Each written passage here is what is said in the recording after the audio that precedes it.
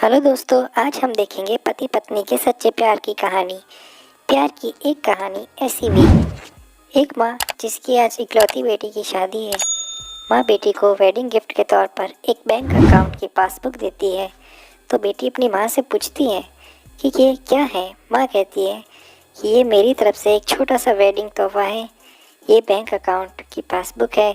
ये तुम्हारे जीवन के खुशी के लम्हों को संजोए रखेगी। आगे जब भी तुम दोनों की ज़िंदगी में कोई खुशी का मौका आए तो अपनी तरफ से इसमें कुछ पैसे डिपॉजिट करना। जितनी बड़ी खुशी उतना ज़्यादा रकम, और उसके आगे लिख भी देना कि आज ये खुशी का मौका है, इसलिए इतने पैसे जमा किए हैं। आज मेरी बेटी की शादी है तो मेरे लिए भी खुशी का दिन है, इसलिए मैंने भी इसमें 1000 रुपये डिपॉजिट करा दिए हैं। और आगे डिस्क्रिप्शन में लिख भी दिया है कि आज मेरी बेटी की शादी है, इसलिए मैं 1000 रुपये इसमें जमा करती हूँ। बेटी को अपनी माँ का दिया गिफ्ट बहुत प्यारा लगा। बेटी ने घर जाने के बाद जब यह बात अपने पति से की तो पति को भी यह चीज़ बहुत अच्छी लगी और कहने लगा कि ये तो बहुत अच्छा तरीका है अपने जीवन के खुशी के लम्हों को फिर से याद करने का। दोनों अब इंतज़ार ही कर रहे थे कि कब इसमें अगला डिपॉजिट हो। दोनों नए नए बहाने ढूंढते थे पैसे जमा करने के।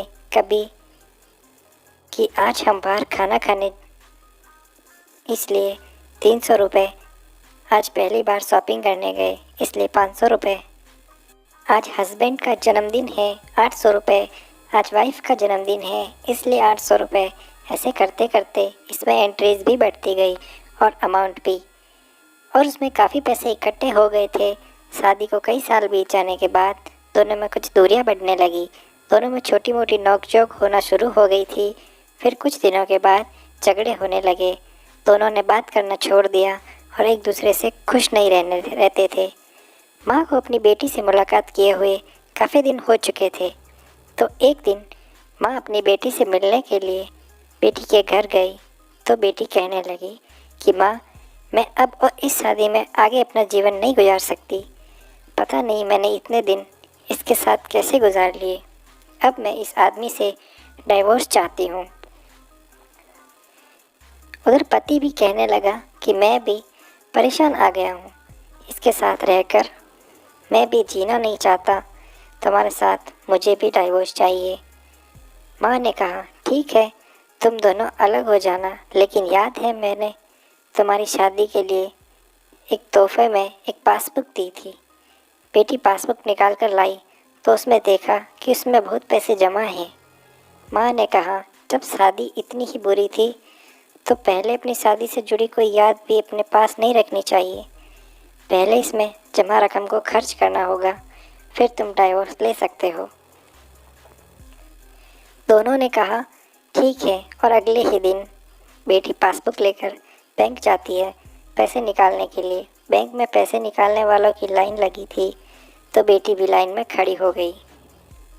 अब खड़े हुए काफ़ी देर हो गई थी। बेटी ने खड़े खड़े ही पासबुक खोली और देखने लगी कि इसमें कब से कब पैसे जमा किए थे। बेटी देखते ही देखते उसे पता ही नहीं चला कि कब उसकी आंखें भर आई। अपने बीते लम्हों को याद करके जो उसने उसी पति के साथ बिताए थे जिसे वो आज डाइवोर्स देना चाहती थी, बेटी बिना पैसे निकाले वापस घर आ गई और अपने पति से कहने लगी कि ये मुझसे नहीं हो पाएगा।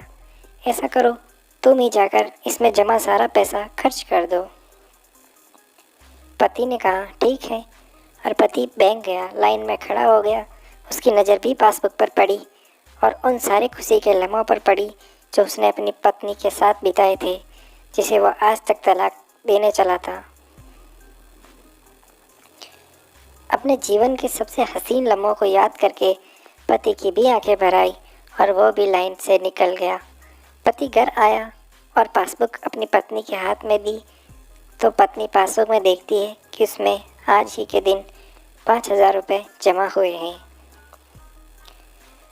और उसके आगे लिखा है कि आज खुशी का दिन है कि मुझे एहसास हो चुका है कि वो उसे छोड़ने जा रहा था, जिसे वो सबसे ज़्यादा प्यार करता है।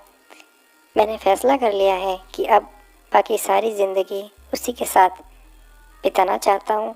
ये देखकर दोनों की आंखें भर आई और एक गले लगकर खूब रोए और प्रॉमिस किया कि अब वो कभी नहीं लड़ेंगे।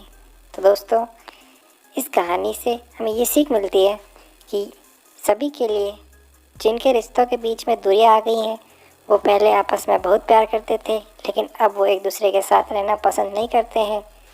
अगर आपके रिश्ते में भी थोड़ी बहुत दरारें आ गई हैं, तो उन दरारों के भरने के लिए उन खुशी के लम्हों को याद करिए जो आपने एक दूसरे के साथ बिताए हैं। ये खुशी के पल आप दोनों में नई फीलिंग्स भर देंगे और आप दोनों के रिश्ते में नई जान आ जाएगी। इसीलिए किसी भी रिश्ते को मजबूत बनाने के लिए अच्छे लम्हों को याद करना चाहिए, बुरे लम्हों को याद नहीं करना चाहिए।